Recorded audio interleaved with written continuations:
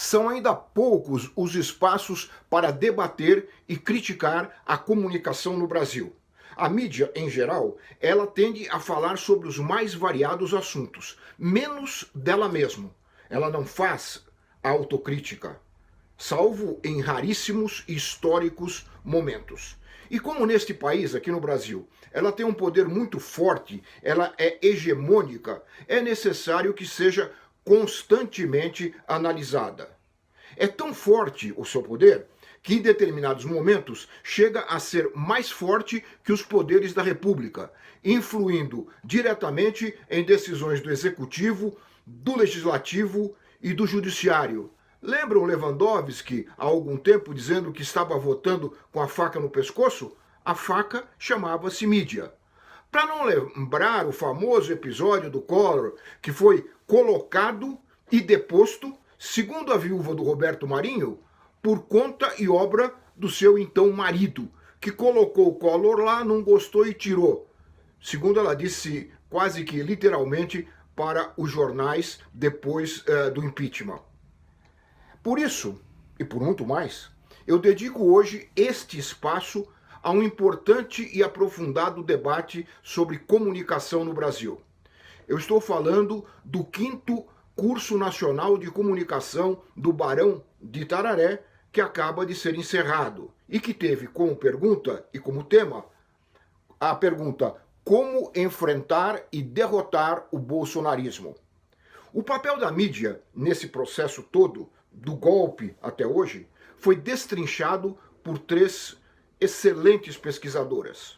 A professora da Universidade Federal de Minas Gerais e jornalista Ângela Carrato, que acompanha diariamente e de forma bastante crítica o Jornal Nacional, mostrou, na aula que ela deu no curso, como a mídia brasileira se transformou num partido político e que hoje dá todo apoio à agenda econômica do governo. Mas mostrou também as oscilações da Globo, que agora vê-se acossada por vários lados.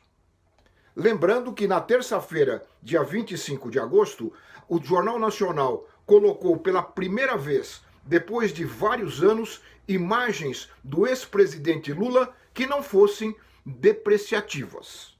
Vejam o comentário da Ângela. Então, a gente vê essa linha editorial errante, né? E a gente vê, por exemplo, ontem, eu assisto o Jornal Nacional todos os dias por dever de ofício, o que a gente viu ontem? Uma cobertura do julgamento, né, da questão do Lula lá no Conselho Nacional do Ministério Público, muito tímida em relação ao que a Globo já fez em outros momentos, né? A gente viu também o Lula, pela primeira vez sei lá, 2, 3 anos, tendo direito a 3 aparições no Jornal Nacional e não aparecendo com cara de louco, não aparecendo sentado no chão de blusa vermelha, aparentemente esbravejando, que ele não tinha direito à fala, mas apareceu um Lula do jeito que ele é, de terno, um estadista, sereno, né? E com espaço, inclusive, para fala, né? Com voz do Cristiano Zanin, o advogado dele, né? É sintomático que isso ocorra agora, quando a Globo é ameaçada até de cassação pelo atual presidente da República.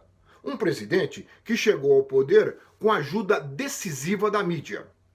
A criminalização da política, pregada por TVs, rádios, jornais e revistas, abriu caminho para esse aventureiro que está aí. O que foi lembrado também no curso pela aula da jornalista e pesquisadora Renata Miele. Diariamente, né? Os jornais, as revistas, as emissoras de televisão, os portais da internet faziam uma verdadeira guerra contra o governo, a esquerda e os movimentos sociais.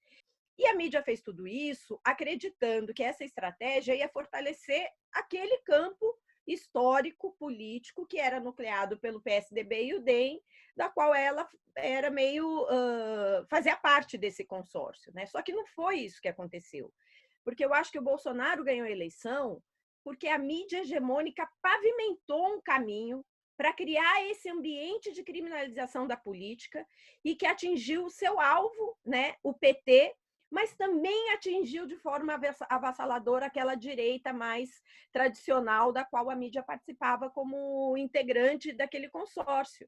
O papel político dos grandes meios de comunicação Globo sempre à frente é indiscutível. Mas outros veículos, ainda que não tão poderosos quanto ela, têm cada vez mais influência sobre amplos setores da população.